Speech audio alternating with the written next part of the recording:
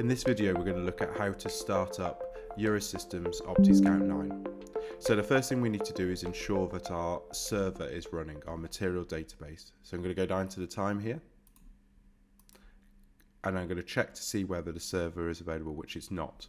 So I'm going to go to my Windows button, I'm going to go to my programs, and then going to go to Eurosystems. In there you'll see DB server. I'm going to open that, and then eventually it will pop up in here.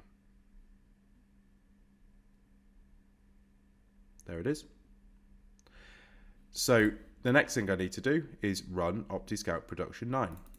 So double click on that, press yes.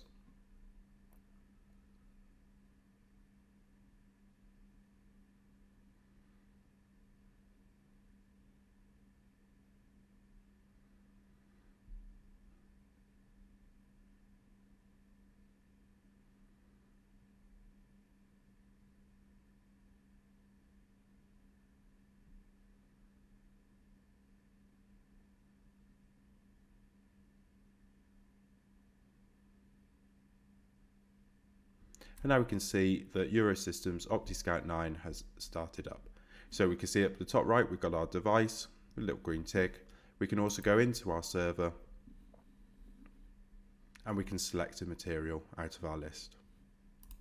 And that's how we start up Eurosystem's OptiScout Production 9.